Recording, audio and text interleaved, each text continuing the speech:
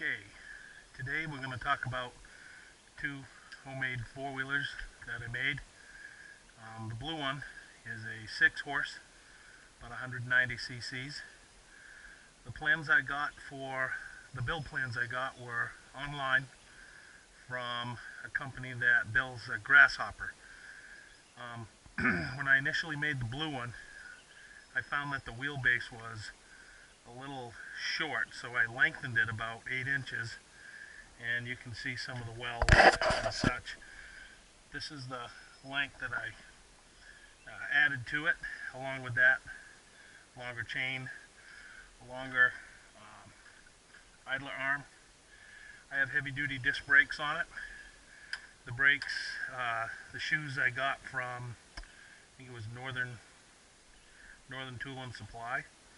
The disc are just standard discs. A couple of things I want you to notice on it. The fenders are made from blue 55-gallon barrels, the plastic ones. Excuse the mess, we had them out yesterday zooming around.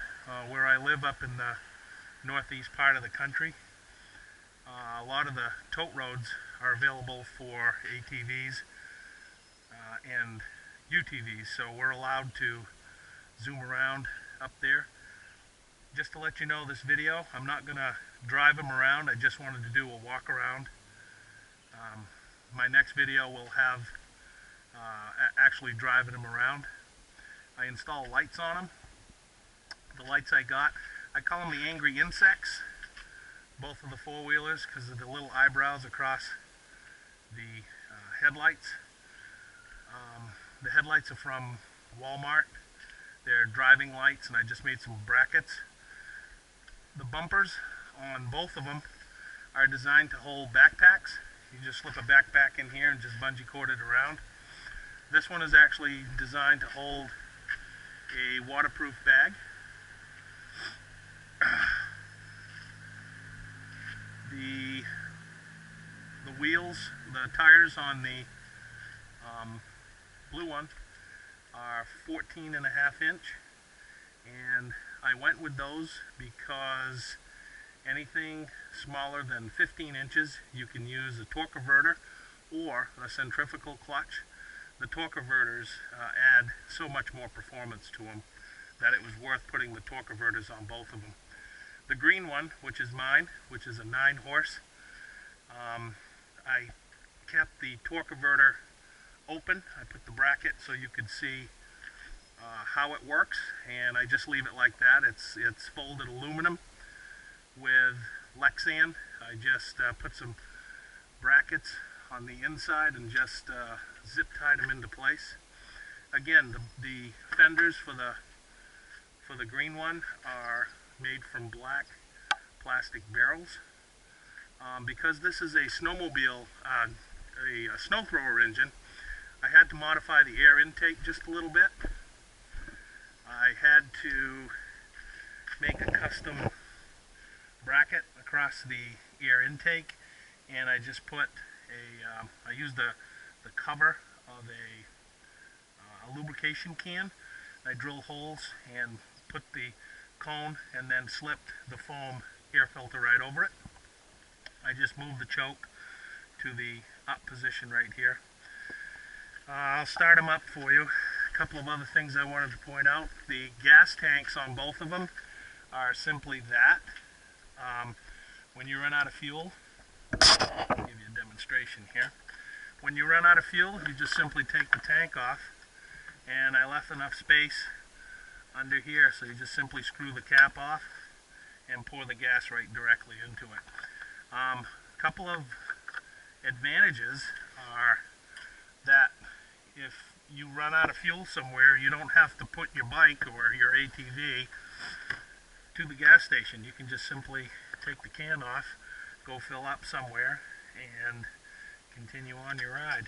Another thing too, if someone on the trail runs out of fuel, you can help them out by just simply filling them up. You don't need siphon hoses. I did it that way just because the fuel tanks, they look proper up there, and it's just so much easier than putting valves and hoses and whatnot. This little this little one right here, the floorboards, or this whole assembly right here is made from a lawnmower handle, the top, 8 or 10 inches of a lawnmower handle. And before I securely welded it, I ran a 3/4 inch piece of steel from here to about 3 inches into the lawnmower handle itself, and then I welded a bolt right to the main frame, to the floorboard to give it more support. Then I put it in, tack welded it on, and put the stretch steel over that, and just added another piece. They're incredibly solid. I weigh about 265, and I can bounce up and down on those all day. This one is made for, I followed the plans, and if you notice, there's a swing arm, the silver from the swing arm back. I have mechanical shocks in here. Anyone under 200 pounds can work this perfectly. My green one, I find that when I made the frame, instead of using 1 inch for the main frame below, I used 1 1/4 square tubing, and then I built the 1 inch square from up. If you notice, there's no swing arm. The suspension I have is in the seat. I used just a lawn tractor spring that I used. The front bumper on this one was just made from a roll cage from a old trashed out go-kart, and I like the tubing, so I fabricated that, and it not only holds the bag, but it holds a small cooler from here to here. You can put a cooler in there, so if you want some water or some soft drinks, you can have that, or other items. Like I said, everything, the blue one I made off plans, and the second one is kind of my own design, independent front end. I purposely I towed the wheels in on the green one specifically because when I get on it, it pushes it right down. Let's see, I'm trying to think. The torque converters are made for 3 to 8 horsepower. I'm pushing the limit with this one with 9 horse, but I'm really at full throttle all the time. Oh, I'm trying to think what else. As far as performance, the blue one with my wife on it goes about 34 miles an hour top speed, and the green one with me on it, I top out at about 43 to 44 miles an hour, which is plenty fast for these lightweight machines. The blue one probably weighs about 140 to 50 pounds, and the green one probably weighs 180 pounds. I have heavier duty frame, heavier duty storage rack, and heavier duty floorboards for me. But you just simply don't get them stuck. You can just pick them up and move them around. They're not made for heavy mudding or anything like that. They're made for basically grassy fields, dirt roads.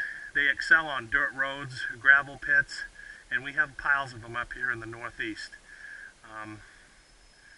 But again, I made these, and this is just a walk around. I just wanted to show you how I made them, and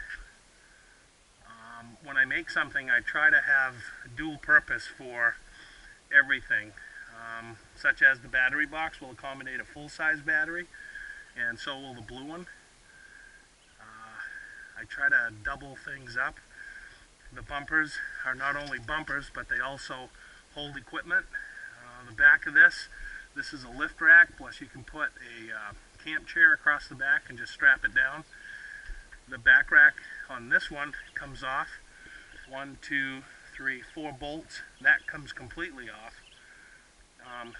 Another thing that I've found, using tie downs and straps, the way I hold these wheelers down, you can see I anchored just a piece of chain right to the deck of the trailer, and I just simply wrap it wrap it around here and just lock it down. And then I put some floor brackets in, and I use trampoline springs to hold the rear end down, and it has a nice bouncy ride. It moves back and forth, but they don't go anywhere.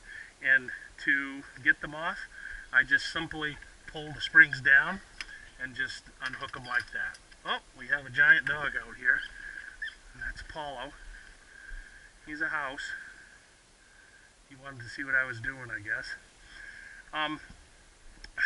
The trailer is just off a modified boat trailer. I just put decking on it and some pieces. If you notice, it kind of crowns to the back.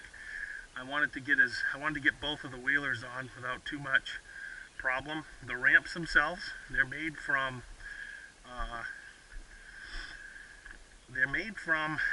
bleachers that were the end protectors of bleachers at an athletic stadium. I have a friend that was gonna throw these away, so I asked if he could save some for me, and I just made the brackets, and the pins, they just pin into place when it's time to go, and they just sit like that. Very, very simple, but it does the trick. And if you ever want to take the ramps off, you just simply undo these 3/8 and they slide off in one direction.